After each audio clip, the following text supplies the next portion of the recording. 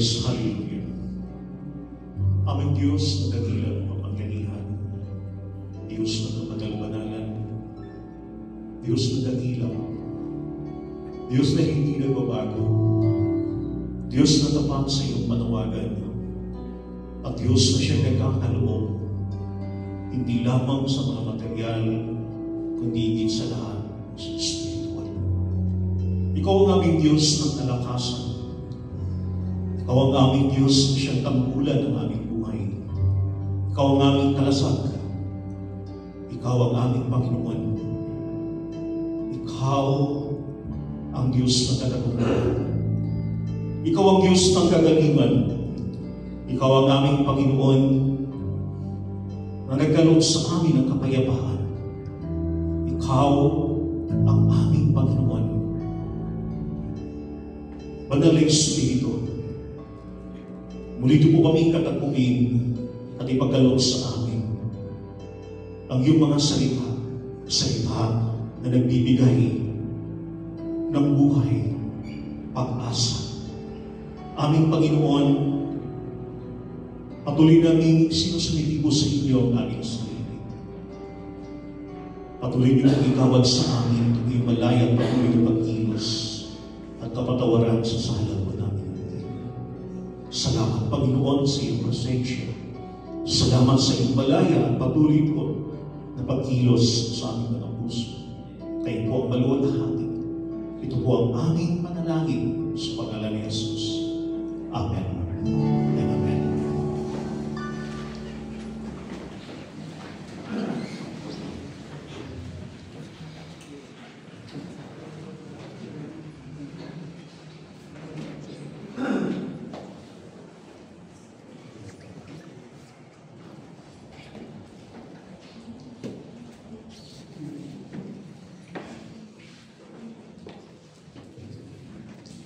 So muli po isang mapagpalang umaga sa ating lahat at purihin ang ating Panginoon sa isang malaking pribileyo ibinigay po sa atin ng Panginoong Diyos. Sapagkat sa araw na ito ay patuloy po tayong tataguin ng ating Panginoon sa pamagitan po ng kanyang mga salita. And tayo po'y nagpapasalamat sa malaya po pagkilos ng ating Panginoon mula po kanina sa praise and worship. Thank God for His greatness, His goodness in our life. So, ipagpatuloy po natin ang series of our topic according to the Gospel of Mark. And we believe that John Mark particularly ito po yung Gospel na punong-puno ng aksyon. Sino mahilig po dito sa aksyon? Talagang pagdating mo sa mga pelikula, may mahilig sa drama, may mahilig sa aksyon. At ito po yung Gospel according to Mark, ay makikita po natin po dito kung paano po niya ito sinulat na talagang consistent po. Nakita po natin yung mga aksyon na ipinakita ng ating Panginoon dito. Hindi lang po siya gumagawa ng mga himala, kundi siya din po ang ating Panginoon na nagpapagaling. But first and foremost, huwag natin kalimutan, bago po siya gumawa ng himala, bago po siya kumilos po sa buhay ng isang pananampalataya, physically, siya po ay nagkakaloob ng salita. So, he preached the gospel of the kingdom of God. At na po ating pong titinanong ngayon. So, our topic for today is entitled, Jesus Begins His Ministry. So, kung titignan po natin, ang church na ito po ay halos punong-puno ng ministry. Ano hong ministry ang mayroon po dito sa church na ito? Intercessory ministry. Ano pa po mayroon? Women's ministry. Ano pa po? Men's ministry. The young ones ministry. At marami hong dito ngayon. Okay, so marami hong ministry sa church na ito. And the origin of this ministry, the good example of this ministry is no other than the life of our Lord Jesus Christ.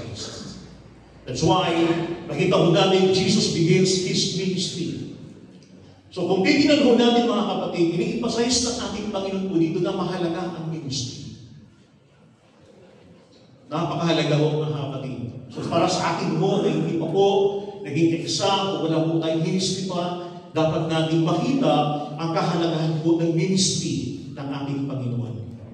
Hindi ito ministry ng sino man, hindi ito ministry ng mga pastor, kundi ito po ay ministry ng ating dakilang pastol, ang ating Panginoon. Now, nais ko pong basahin ang ating Bible reading po according to Mark chapter 1, verses 14 to 20. Now, after John was put in prison, Jesus came to Galilee, preaching the gospel of the kingdom of God. Verse 15, and saying, the time is fulfilled, and the kingdom of God is at hand. Repent and believe in the gospel. Verse 16, and as he walked by the sea of Galilee, he saw Simon and Andrew, his brother, casting a net into the sea, for they were fishermen. Verse 17, then Jesus said to them, follow me, and I will make you become fishers of men. In verse 18, they immediately left their nets and followed him. In verse 19, when they had gone a little farther from there, he saw James the son of Zebedee, and John his brother, and also were in the boat mending their nets. In verse 20, and immediately he called them, and they left their father Zebedee in the boat with the hired servants, and went after him. God bless the reading of His Word. So kung ating recall ho, yung topic ko natin, Jesus begins His ministry. At makita ho natin ho dito, ano ho kaya ang ministry na kung saan ginagawa ng ating Panginoon, particularly yung siya po'y mag-start, mga kapatid. Now, there are four outline of our topic that Jesus begins His ministry. The first is His urgent call, referring to the life of our Lord Jesus Christ, from verse 14 and verse 15. Second, His first four disciples, from verse 16 and verse 19. Third, His purposeful command, found in Mark chapter 1, verse 17. And lastly, His disciples' immediate response, found in Mark chapter 1, verses 18 and 20. So all in all, makita po natin po dito, mga kapatid, na ito po ay may mga 7 versikulo na titignan po natin, bibigyan po natin po ng kaukulan po na pagpapahayag. Before that, nakita ko natin mga kapatid na itong si John the Baptist, because according to Mark chapter 1 verse 14, now after John was put in prison, saka po nag-start ang ministry ng ating Panginoon. Kasi sabi nga po dito, now after John was put in prison, Jesus came to Galilee, preaching the gospel of the kingdom of God.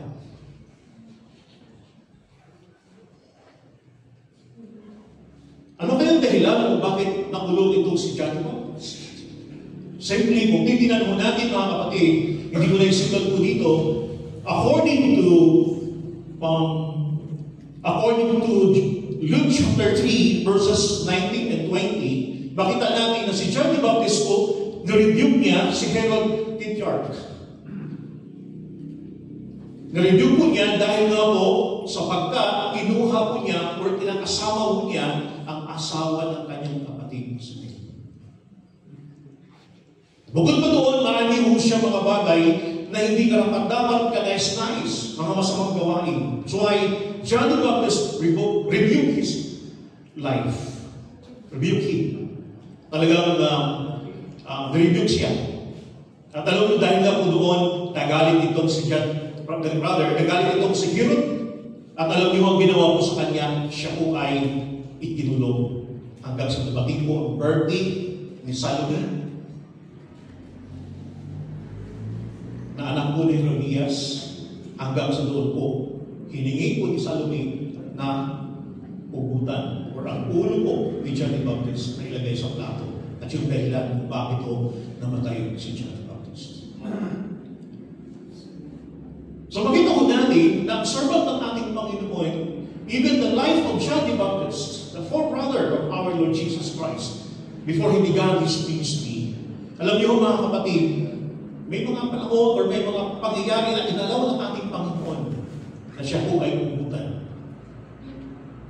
At the most important mga kapatid, ano bang sitwasyon, ano bang po mangyayari sa buhay ng isang mananampalataya, hindi dapat ikatakot kung ito man ay ayon sa salita ng Diyos, kung ito man ay ayon sa pagsunod sa kalooban ng ating Panginoon, particularly ang pagpapahayag ng salita ng ating Panginoon at paninindigan sa kalooban ng ating Panginoon na nasulat po dito sa salita ng ating Panginoon. So hindi lang po sapat na pakinggan ang salita ng Panginoon, hindi lang po sapat na kung saan ating i-memorize o basahin ang Word of God, but we must stand the Word of God. And we must live the Word of God like the life of John the Baptist. Kung puti, puti. Kung itim, itim. Means to say, talagang nanindigan si John the Baptist. Now, his urgent call, referring to the life of our Lord Jesus Christ.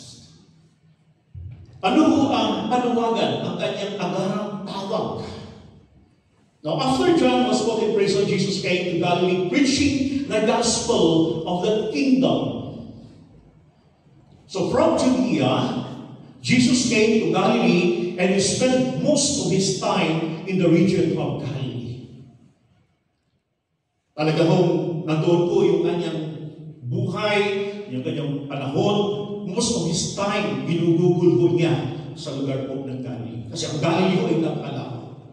Galilee was the northernmost region of Israel and most heavily, according to the ancient Jewish historian Josephus. Galilee was an area of 60 by 30 miles and 204 villages, with not less than 15,000 people. And this means that there were more than 3 million people in the extended region. So napakalawak, napakalaki ho, mga kapatid. So makita ko natin po ang desire ng ating Panginoon sa Kristo. So what did Jesus teaching? Jesus teaching the gospel of the kingdom. Teaching the gospel of the kingdom. What does it mean, the gospel of the kingdom? Pinapahayag niya ang salita ng Panginoon na mula sa Diyos. At alam niyo, sabi nga po rito mga kapatid, the gospel concerns the rule of God. Yung pamamahala, pamamasiwa ng Diyos. The role of God, evidence in the person and proclamation of Jesus. At yan po ay makikita po natin po, kung babalikan po natin yung Mark chapter 1 verse 1. Yan ang sinasabi ko dito. The beginning of the gospel of Jesus Christ, the Son of God. That He is the Christ, the Messiah, the Savior, the anointed one of God. And also He is the Son of God, anak siya ng Diyos. Do you believe that Jesus Christ is the Son of God? He is fully man and He is fully God. What does it mean? 100% siyang Diyos, 100% siyang tao. Hindi po kalahati. Hindi kalahating tao, hindi kalahating Diyos, mga kapatid. But 100% God and 100% man. Kung ang makikita ko natin, the divine call of human hearts lives in a prominent theme in Jesus' teaching. Particularly, makikita ko natin dito po in the Gospel according to Mark. Na hindi lamang po sa mga himala, signs and wonders physically, ang mga sakit, pinagaling, kundi sa lahat, yung pamamahala, yung pangangasiwa ng ating Panginoong Kristo sa buhay ng isang mananampalataya. Now, my question is, kumusta ang pangangasiwa ng ating Panginoon sa ating buhay?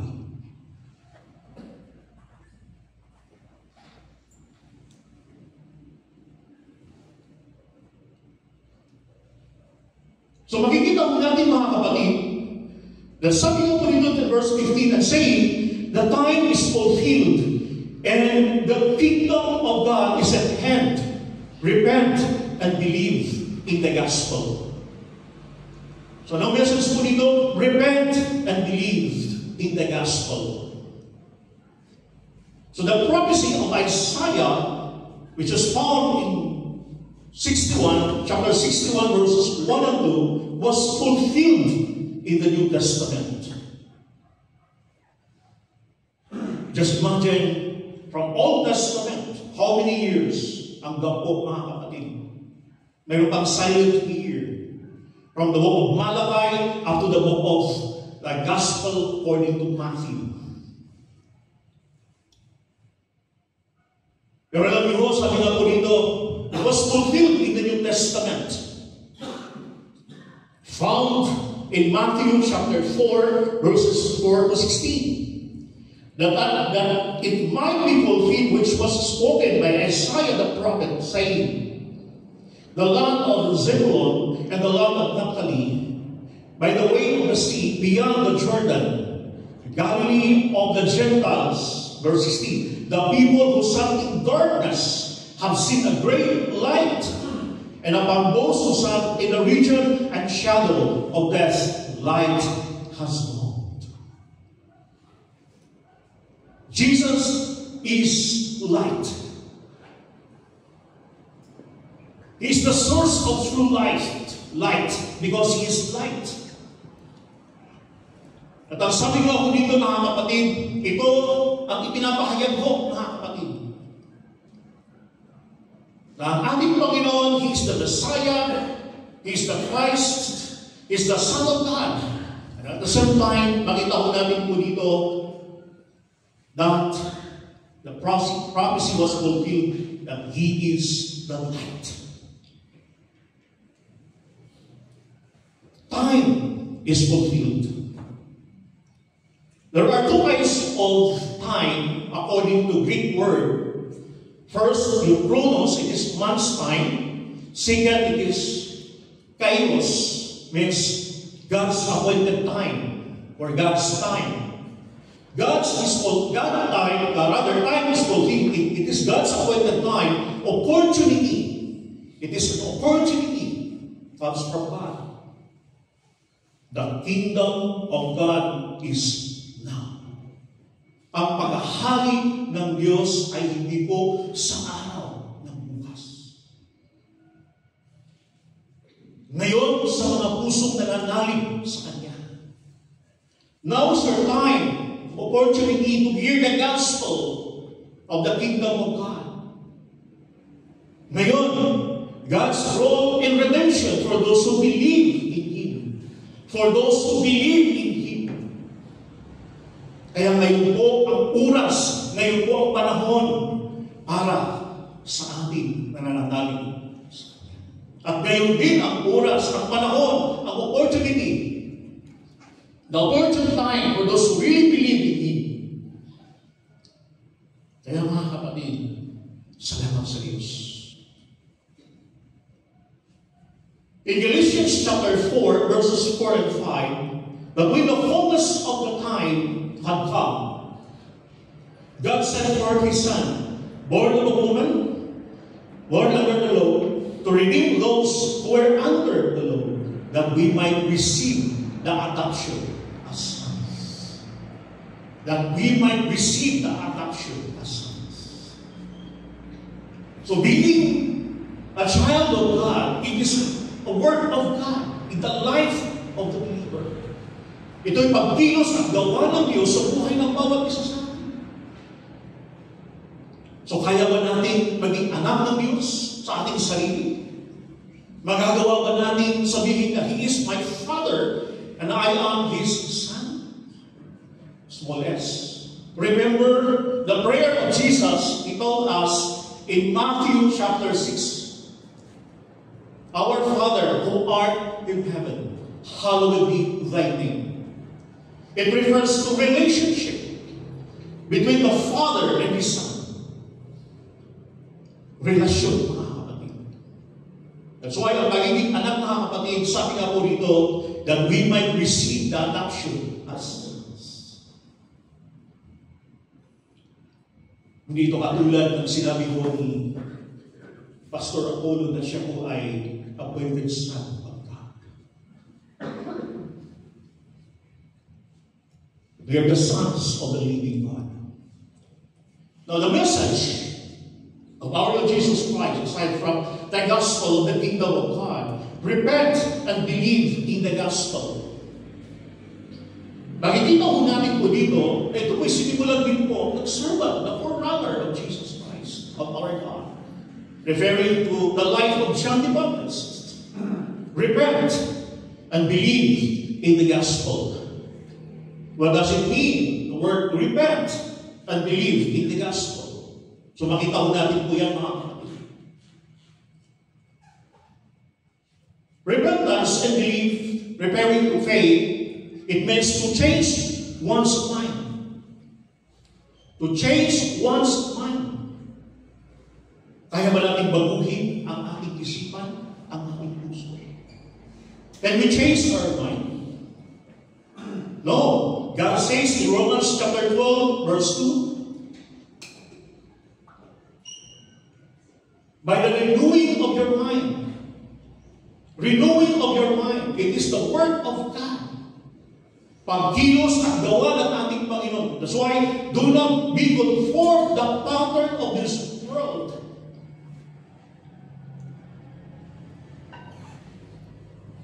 But be transformed by renewing of your mind. So ang pagbabago, ang pagkilos para mabago ang isipan at puso natin, ay walang iba kundi ito ay gawa ng ating Panginoon. It means to change one's mind, change of heart, turning away from sin, and turning toward God. Yan po yung 180 degrees. Na 360 degrees of turning again to sin. But turning away from sin and turning to God is 180 degrees.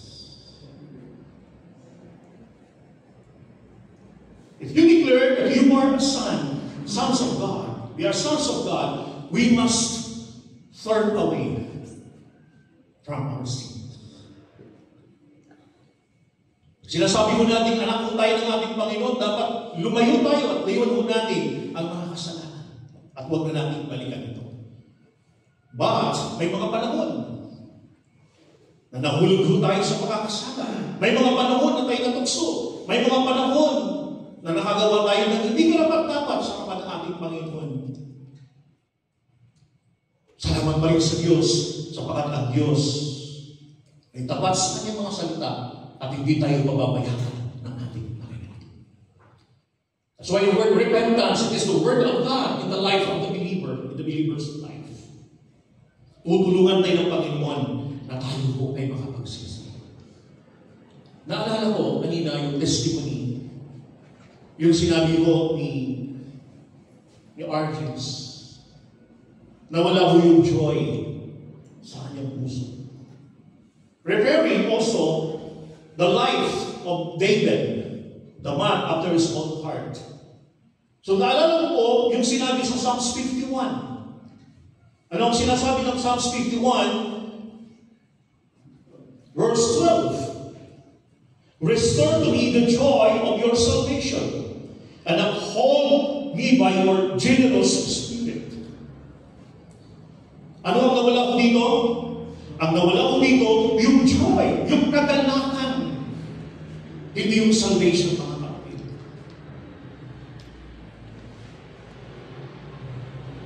Yes, of course, you are really saved, we are saved, but because, sabi nga ako, dahil sa kasalanan, yung ating paglilingkod, yung paglilingkod natin sa Diyos, yung ating gagalakan, maapektuhan. But the prayer of David, also our prayer, not only for our kids, our prayer, restore the joy of our salvation. Na tayo makapaglingkod sa Panginoon ng punong-puno ng kagalakan. Yan ang gusto at nais ng ating Panginoon. Now, believe in the gospel, the Greek word Jesus used for belief is pisteo. Means much more than knowledge or agreement in mind. It speaks a relationship of trust and dependence. So, yun ibig sabihin pala po yung trust. Believe in the gospel. The moment you believe the gospel, the moment you receive the gospel, it means to say, nandoon yung buong puso mo na pagtitiwala and dependence mo sa Diyos at sa Kanyang mga salita.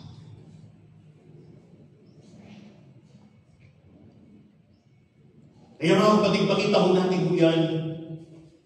It is trusting God, thanking Him and His Word, living a relationship of dependence to Him.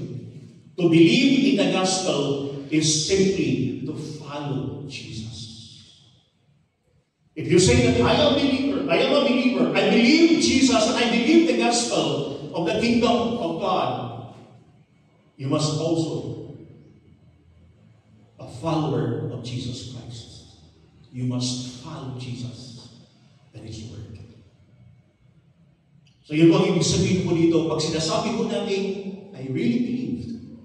I have faith in God and I have faith in His Word. Second is first, for disciples. For disciples. So baka hindi pa naman ho lahat natawag ho ng ating Panginoon. Ilan ho ang disciples ng ating Panginoon? All in all. Regarding po, dito ho sa ating topic na ito, kung titingnan ho about the disciples who became apostles. How many disciples did Jesus have? There are 12 disciples. But, for those who believe, extended, for those who believe and receive Him, believe His Word, and follow the life of Jesus, we are called also the disciples of Jesus Christ. Tingnan niyo po yung katabi mo, alagad ng Panginoon. Panasunod ng Panginoon.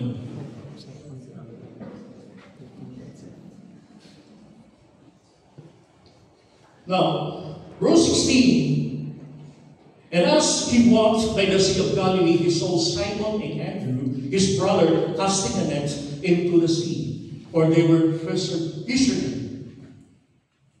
So sila po yung mga mangingisda. So kung titignan mo natin yung status po dito, habang ang ating Panginoon ay naglalakad at pumunta ho doon sa lugar na yun, nakita niya ang dalawang mangingisda. Si Simon, referring to his known as also Peter, and his brother Andrew. Bakit sa dami-daming mangingisda, sino yung nakita ng ating Panginoon?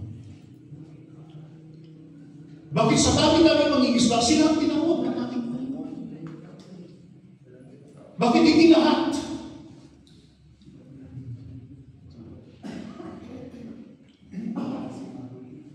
I believe na may layunin, may purpose ng ating Panginoon. Now, in verse 19, when they had gone a little farther from there, he saw James, the son of Zebedee, and John, his brother, who also were in the boat, mending their nets. The word mending their nets, mga kapatid, inihanda ho nila yung kanilang lambat para sa pangingisda sa araw ng bukas o gabi man At kung may mga punit-punit, kanila kong pinagtagpi-tagpi. Kanila kong inaayos. Simon, Andrew, James, and John, first 4 disciples of Jesus Christ, according to this passage. Simon and Andrew were brothers who worked together. Sila po yung mga magkakapatid, tinawag ng ating Panginoon at nagtatrabaho na kung saan sama-sama. Nagkakaisa itong dalawang magkakapatid na ito. Maganda ang samahan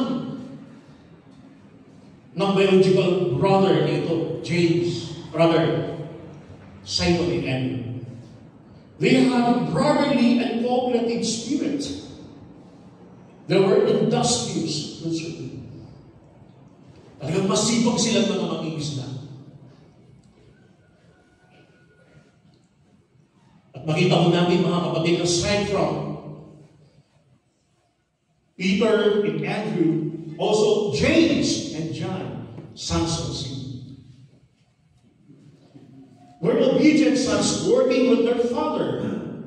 Talagang sila ho ay mga masunurin na mga anak na nakikisa sa pangingisda kasama ang kanyang ama at ang mga hard na mga tauhan po nila. Sino po dito ang mga masunurin mga anak? O hindi ho? Kasi dapat ang mga magulang dapat ang sumunod sa mga anak. Noon yun, pastor, ang mga anak masunurin sa magulang. Pero ngayon, dapat ang mga anak ang magpapasunod sa magulang. Hello? Ganun ba ang itinuturo ng Panginoon sa akin? Hindi po. Hindi nagbabago ang katuruan at pagtuturo ng ating Panginoon. Even in the Old Testament and the New Testament, we can find it in Deuteronomy chapter 4 and Ephesians chapter 6 na dapat tayo maging masunurin pa rin sa ating mga magulang. Ano man ang nais po nila sa buhay. Except, maliban na lang po, kung ang itinuturo ng ating mga magulang ay labag sa kalooban ng Diyos o labag sa kalooban ng salita. O labag sa salita ng Panginoon. Except. So the first 4 disciples of Jesus were common people. Ano yung common people? Sila yung mga simple. Because they were Christian. Without high status in life. Hindi sila mayaman. Wala silang pinag-aralan na mataas. They were common people without high status in life. Without theological credentials and training. Wala po. At kung makikita ko natin mga kapatid, may reason, may purpose ang ating Panginoon. Sapagkat ang ating Panginoon ay nananawagan at tinatawagan niya ang nais po niya. Kabilang na po dito ang mga mangingisda nito.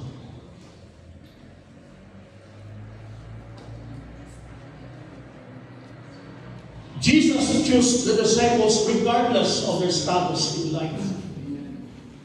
Hindi mo sila pumili sa ating Panginoon Hesus Kristo. Kundi ang ating Panginoon Hesus Kristo ang pumili po sa kanila.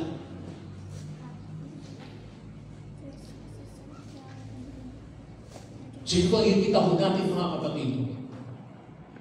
Na ating Panginoon ang may andam niya. Third, His purposeful command. What does it mean? Ang kanyang may layunin na utos. Ano yung utos ng Panginoon? Napakaganda ng layunin ng ating Panginoon. Verse 12. Verse 17. Then Jesus said to them, "Follow me, and I will make you become fishers of men."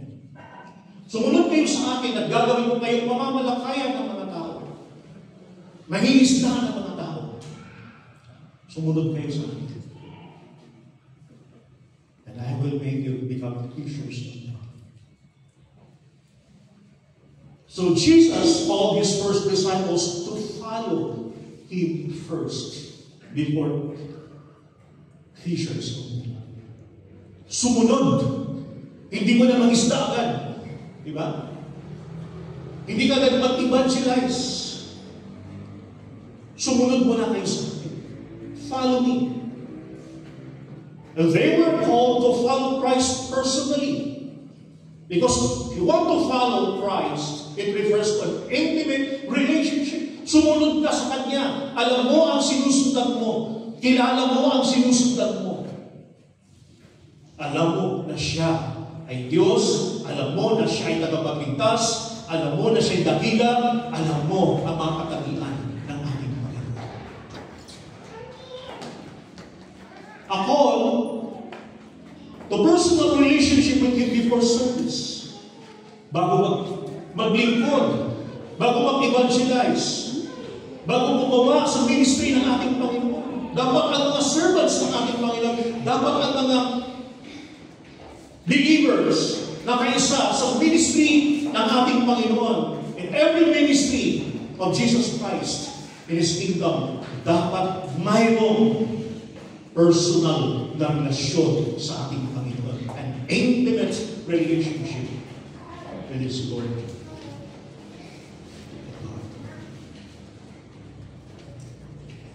Bakit kaya po, mga kapatid? Sinasabi niyang follow sapagkat nais ng ating Panginoon na sa ating pagbabahagi, sa ating mga ginagawa at gagawin sa ministry ng ating Panginoon, kilala natin ang Panginoon at mayroon kang relasyon sa ating Panginoon. The question is, possible kaya na sa isang manggagawa sa loob ng ministry ng ating Panginoon, mayroon kaya siya intimate na relationship sa ating Panginoon? O basta ginagawa na lang po niya ang mga responsibilidad, ang mga gawain, na wala akong pakikipagtingin, pakikipagtugnayan, manalangin, pag-aaral, pagbabasa sa salita ng ating Panginoon. So may pasayas po ng ating Panginoon po dito ang personal na relasyon. To attach himself to Christ before he does anything else. The disciple must first learn to Jesus before they can serve him. The word learn, dapat matutunan mo niya. Dapat malaman mo niya. May experience mo niya. Ang master at ang salita ng ating Panginoon before doing the ministry. So paano po tayo maging effective sa ministry? Paano po tayo maging epektibo sa pagkilos sa ministeryo na binigay ng ating Panginoon sa atin kung siya mismo hindi natin siya kilala? At siya mismo wala tayong relasyon, wala tayong relasyon sa ating Panginoon.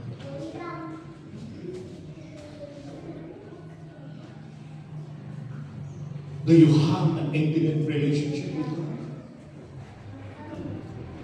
The disciples must first learn to Jesus before you can serve Him. Jesus will make them fishers of men. Ito na ho. A call to evangelize people. Call to evangelize people. How can you evangelize other people? Unbeliever, first believers, if you don't know Jesus.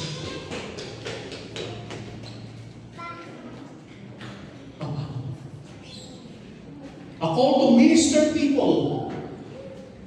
A call to spread the good news or the good news of salvation. A call to help and care for them.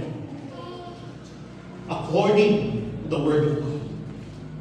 According to the Word of God. To help, care for men according to the Word of God. Hindi yung tulungan kahit mali.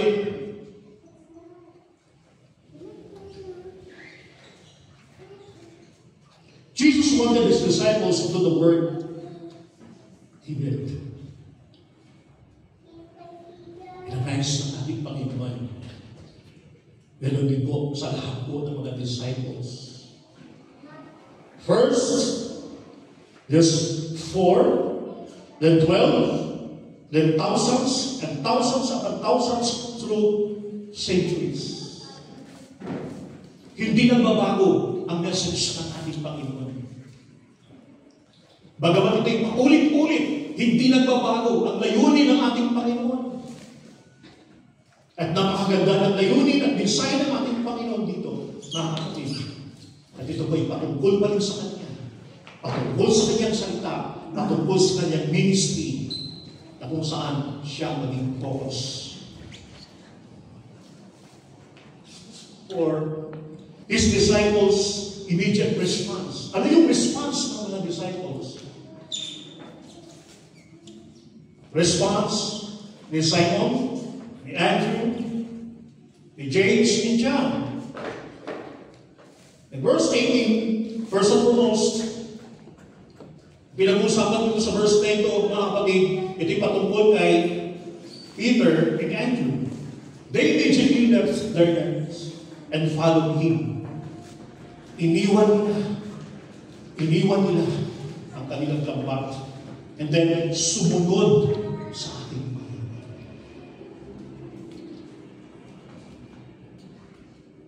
Mahirap sumunod sa ating Panginoon kung dala-dala pa rin ang lambat. Pupunta tayo sa mga lugar na babaginan natin ang mabuting balita, babaginan nila ng salita ng Diyos at dala-dala nila ang lambat. So, pagsunod sa ating Panginoon, sabi nga ho dito, they immediately left their nets and followed Him. Simon and Andrew left their nets and followed Jesus immediately. They were responsive to Jesus' calling. Nandun ang pag-response po nila sa panawagan ng ating Panginoon.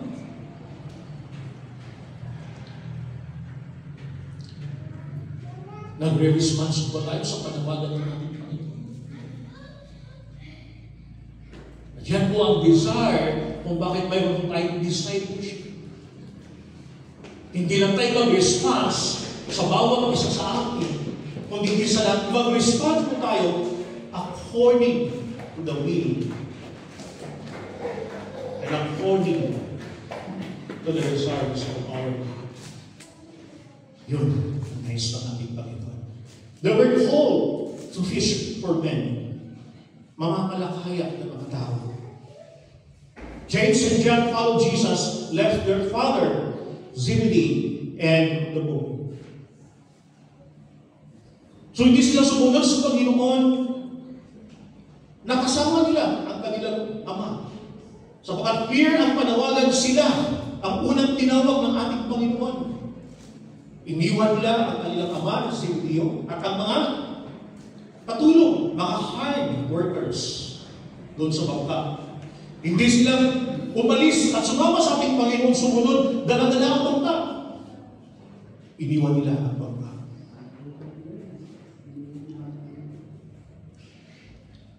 They were responsive to Jesus' calling.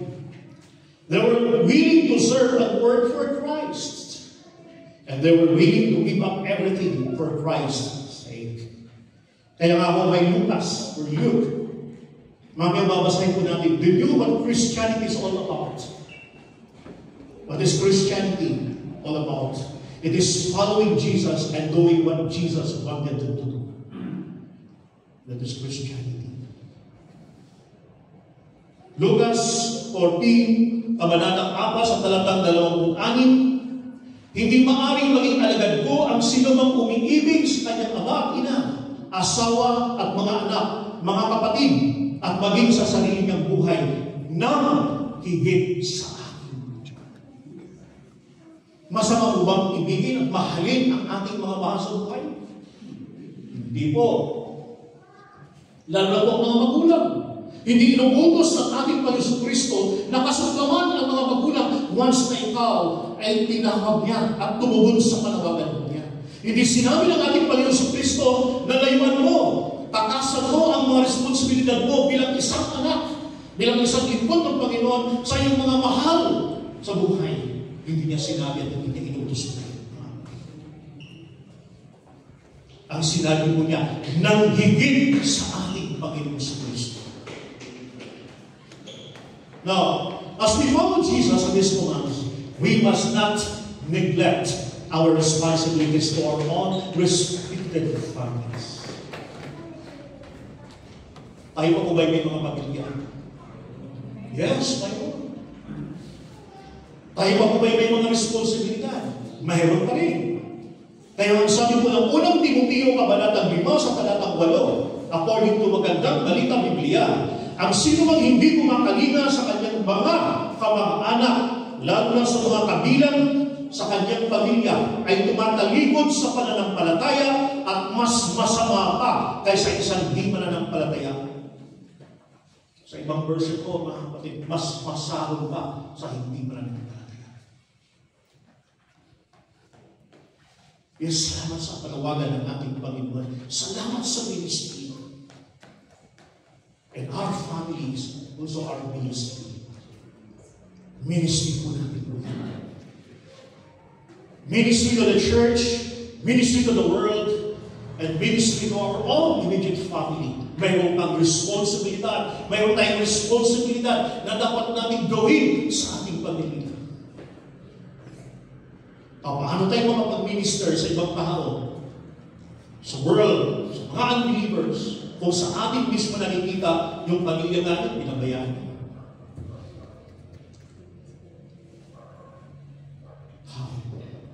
At thank God sa Diyos. Therefore, Jesus begins His ministry with this urgent call. With calling of His first 4 disciples, Simon, Andrew, James, and John, with His purposeful command. What is the command of Jesus?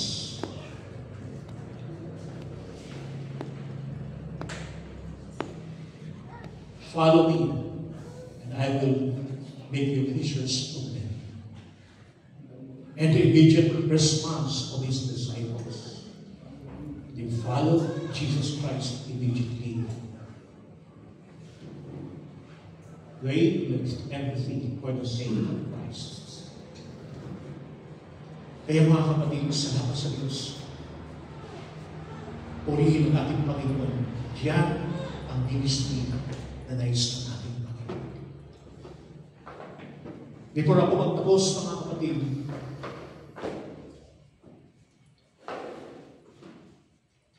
sa aking pagmiministry sa mga lugar na pinupuntahan ko, hindi nawaglit sa isipan ko ang ating mga magulang. Hindi nawaglit sa aking puso ang responsibilidad sa ating mga magulang. Napunta na ako sa iba't ibang lugar, sa mga bulubundukin. Subalit, ang laman pa rin ang aking isipan at puso. Tigit sa lahat ng Panginoon, ang aking mga magulang. Kaya alam niyo mga kapatid, ito ay personal na experience. Anuman ang natanggap ko, anuman ang mayroon ko, konting halaga o maliit na halaga, mga kapatid, ibinabahagi ko sa aking mga magulang. Ipinapadala ko sa kanila. Uso pa noon ang RCPI.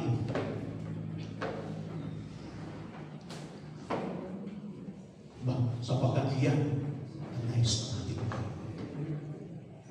Don't neglect your responsibility to your immediate family. Praise God. Now, question for group sharing and discussion. So bilang mga disipulo, kayo po yun, ako po, tayong lahat, paano natin masasabi na tayo pinagharian ng Diyos? So paano natin masasabi na tayo pinagharian ng Diyos? So yan po ang ating sharing question. So, bilang mga disipulo, paano natin masasabi na tayo'y pinaghaharian ng Diyos? So let's come before the presence of God in a short. Aming Diyos, dakilang makapangyarihan sa lahat. Nagpupulit at papasalamat po kami sa iyong kabutihan at katapatan sa amin. Nagpupulit at papasalamat po kami sapagkat tunay nga ang mga salita mo ay tapat. Ang mga salita mo ay maaasahan.